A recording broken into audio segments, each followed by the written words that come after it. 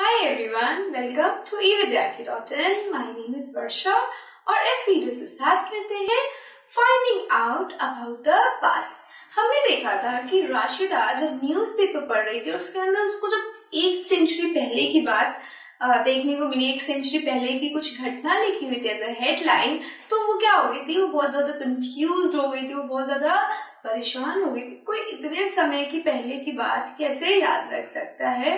तो अगर आपको कोई चीज याद रखनी होती है तो आप क्या करते हो? आप सिंपली या तो उसको अपनी मेमोरी से रिट्राइव करते हो, अपनी मेमोरी में ढूंढते हो कि कब हुआ था, कैसे हुआ था, और आपको याद आ जाती है। बट कुछ ऐसी चीजें जैसे कि 1947 की लड़ाई, जिसके बारे में हमने भी बात करी कि उसकी लड़ाई कैसे हुई होगी, तो आप क्या करते हो? अपने दादा नानी से पूछते होगे या फिर बुक्स की सहायता लेते होगे कि बुक्स में क्या लिखा हुआ है। ऑल्सो फॉर इंस्टेंस कि ये जो बल्ब है उसका आविष्कार किसने किया, क्या करते हो उसके लिए? गूगल पे सर्च करोगे या फिर किताबें या इंसाइक्लोपीडिया का सहारा लोगे।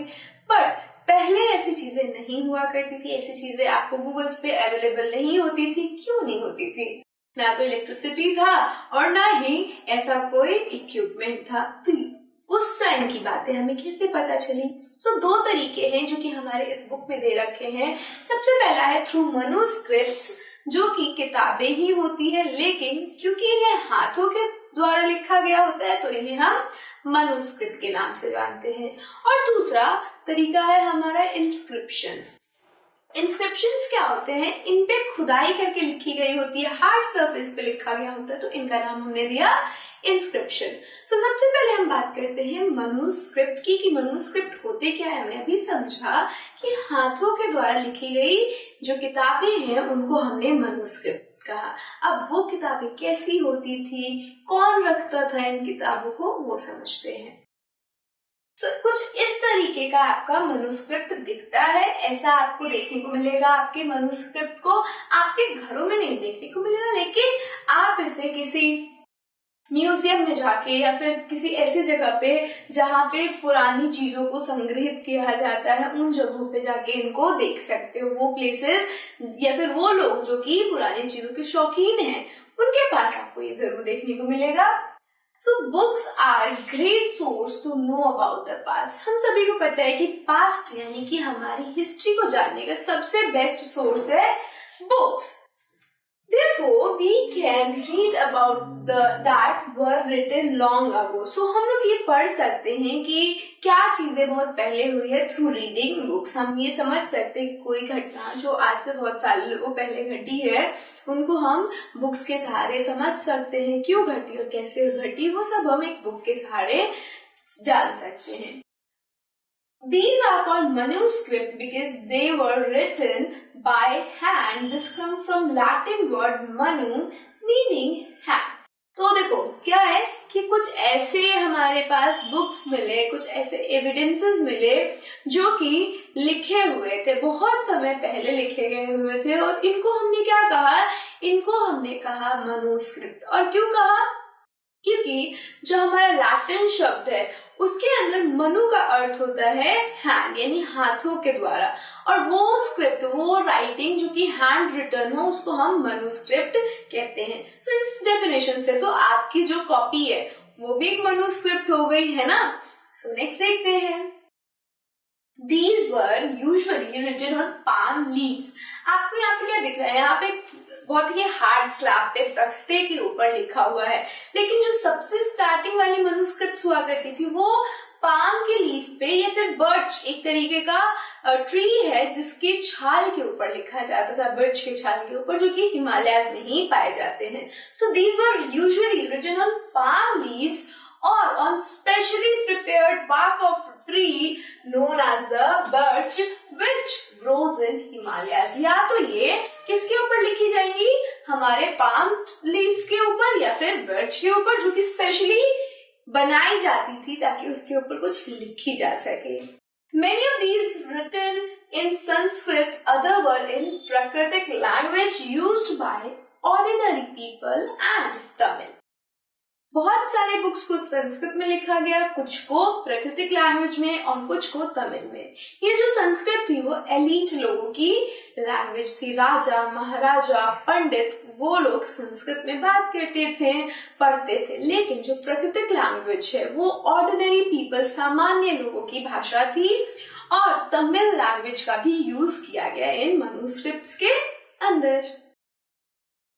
अब बात करते हैं इंस्क्रिप्शन। इंस्क्रिप्शन क्या होते हैं वो समझते हैं। इंस्क्रिप्शन क्या होती है कि हार्ड सरफेस पे, स्टोन ब्लॉक्स पे लिखे जाने वाले लिखावट को हम इंस्क्रिप्शन का नाम देते हैं। जैसे कि यहाँ पे आप देख सकते हो कि क्या है, ये एक खुदाई करके, एक स्टोन के ऊपर खुदाई करके बनाई गई ये लिपि है, ये स्क्रिप्ट है, तो इनका नाम हमने दिया इंस्क्रिप्शंस। अब बढ़ते हैं इसके बारे में क्या है।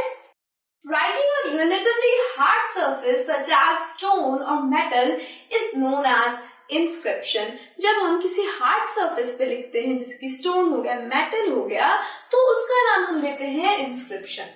Sometimes kings got their orders inscribed so that people could see, read and obey them।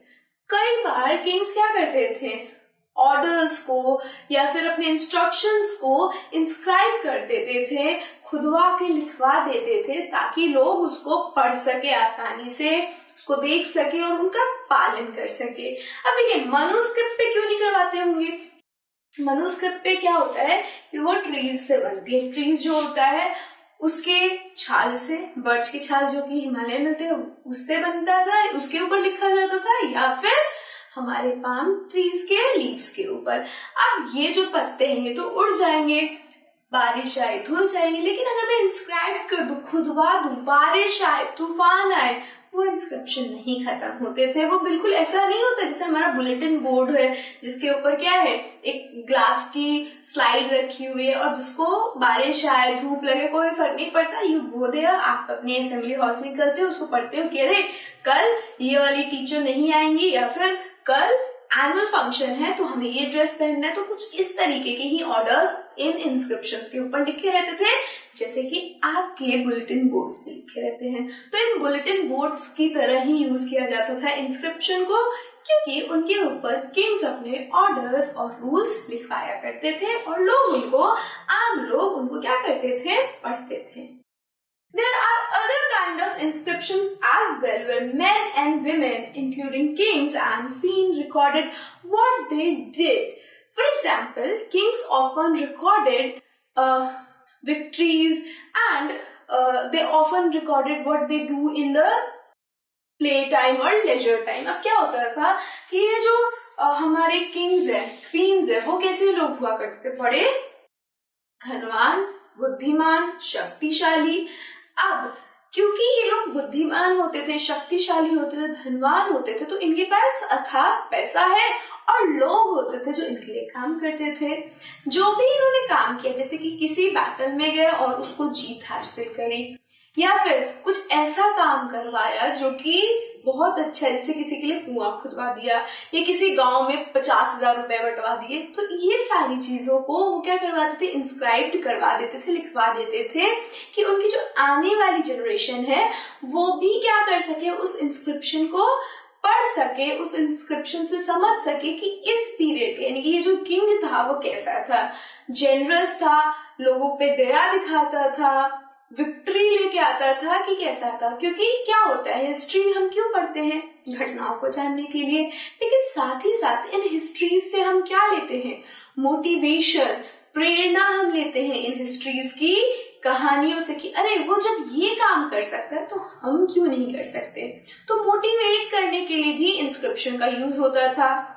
Even कई बार अभी आप देखोगे, आपके चैप्टर्स आप पढ़ोगे, यू विल सी कि बहुत सारे धर्म गुरुओं ने भी इंस्क्रिप्शंस बनवाई है, बहुत सारे राजाओं ने इन धर्म गुरुओं के लिए भी इंस्क्रिप्शंस बनाई है, धर्मों के बारे में भी इंस्क्रिप्शंस को आप देखोगे।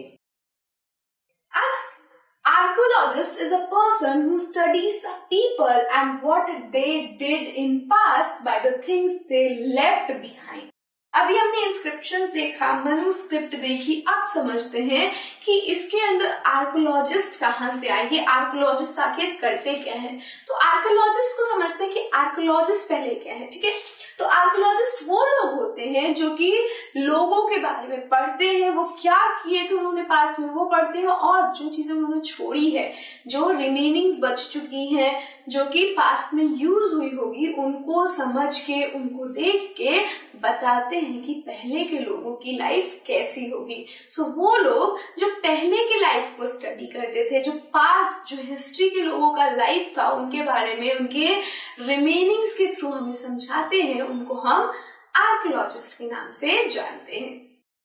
सो they look for artifacts which are the things made by people, and these artifacts reveal more about the past. They also carry on excavation, यानी कि digging the earth surface of the earth. ठीक है, क्या हो रहा है कि ये जो हमारे आर्कियोलॉजिस्ट है वो आर्टिफैक्ट्स को ढूंढते हैं, यानी वो चीजें जो पास्ट में यूज हुई होगी उनको ढूंढते हैं, और उनके थ्रू क्या करते हैं, लोगों की लाइफ के बारे में बताते हैं। क्योंकि चीजें ना बहुत अच्छा जरिया होती है, बहुत अच्छा सोर्स होता है पास्ट के बारे में जानने के लिए। सो इसके लिए वो क्या करते हैं कि खुदाई भी करते हैं कई बार। क्योंकि देखो अभी के टाइम में अगर आप चलते हो, राह पे चलते हो, रास्ते पे चलते हो, या फिर किसी खेत में जा रहे हो, आपको नहीं दिखेगा कोई भी आर्टिफैक्ट, कोई भी ऐसी चीज जो कि किसी पास्ट के इंसान ने यूज की हो। लेकिन अगर आप खुदाई करोगे तो विल फाइंड कि कुछ चीजें आपको मिलेगी, जैसे कि कुल्हाड़ी हो गया या कोई आयरन की ऑब्जेक्ट। तो ये सारी चीजें क्या होती है, आर्टिफैक्ट्स कहलाती है। इनके थ्रू हम हिस्ट्री में जो लोग जिंदगी जी रहे थे उनके बारे में हम समझते हैं, और ये जो काम करते हैं, ये लोग जो खुदाइयां करते हैं, जो उनकी लाइफ के बारे में बताते हैं, उनको हम आर्कियोलॉजिस्ट के नाम से जानते हैं। Archaeologists also study bones of animal, birds and fish to find out the food habit of the people of the past. They even study the plant remains, but the plant remain barely survived for so long. अब क्या है, ये जो हमारे archaeologist है वो उनकी life की तो स्टडी करते ही करते हैं, साथ ही साथ वो बोन्स को भी ढूंढते हैं, उनकी भी स्टडी करते हैं। और ये बोन्स किनके वो स्टडी करेंगे, एनिमल्स, बर्ड्स एंड फिश। कोई इंसान कहीं रहता है, ठीक है, रहता है तो क्या करता है, खाना खाता है। अब खाना खा रहा है तो उसके जो चीजें, जो बाय प्रोडक्ट्स है, जो वेस्ट मटेरियल है, वो 200 किलोमीटर दूर तो छोड़ के नहीं आएगा। वो क्या करेगा, क्योंकि ये सोसाइटी कैसी है, जो आर्कियोलॉजिस्ट सोसाइटी को पढ़ते हैं वो वाली सोसाइटी कैसी होती है, वो बिल्कुल प्रिमिटिव होती है, no waste management, no drainage system. तो वो क्या करते थे, जो भी चीज खाया उसको फेंक दिया पास में ही। सो वहां पे क्या होता है, अब धीरे धीरे उसके ऊपर मिट्टी पड़ती जाएगी, ढकती जाएगी, और क्या होगा, वो नीचे जमीन के चली जाएगी। इन्हीं जमीन को ढूंढ के खोदा जाता है और इनके नीचे से उन चीजों को निकाला जाता है। अब जो भी खाना वो खाएंगे, चाहे वो फूड खाएं, फूड ग्रेन्स अगर उन्हें मिल जाए, लेकिन फूड ग्रेन्स बहुत कम ही मिलते हैं क्योंकि ये प्लांट के रिमेन होते हैं, और प्लांट के रिमेन क्या होते हैं, बायोडिग्रेडेबल, जो कि आप साइंस में पढ़ते हो, जो कि क्या हो जाते हैं, अपने आप ही नष्ट हो जाते हैं, बिना प्रकृति को ठेस पहुंचाए, बिना प्रकृति को नुकसान पहुंचाए। तो ये सारी चीजें तो नहीं मिलते। लेकिन बोन्स जो हैं, जो कि एनिमल्स के बाय प्रोडक्ट है, वो क्या है, आसानी से इन्हें मिल जाते हैं। और इन बोन्स के मिलने की वजह से क्या है, हमें ये पता चलता है कि हमारे जो पूर्वज थे वो मीट का भी सेवन करते थे। तो हमारे जो आर्कियोलॉजिस्ट है वो किन किन तरीकों के बोन्स को ढूंढते हैं, किसी एनिमल का बोन मिल जाए, कोई बर्ड का बोन मिल जाए, या कोई फिश का बोन मिल जाए। और क्यों ढूंढते हैं, ताकि उनकी फूड हैबिट्स का पता लगा सके। The evidences found by the archaeologists are called features या फिर artifacts। जो भी चीजें इन्हें मिलेगी, चाहे वो बोन्स मिले, कोई ऐसी चीज जो कि हमारे पूर्वजों के थ्रू यूज हो रखी है, उन सभी को हम आर्टिफैक्ट्स या फीचर्स के नाम से जानते हैं।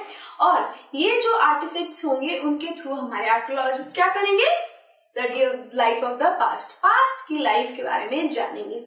हमने पढ़ा दो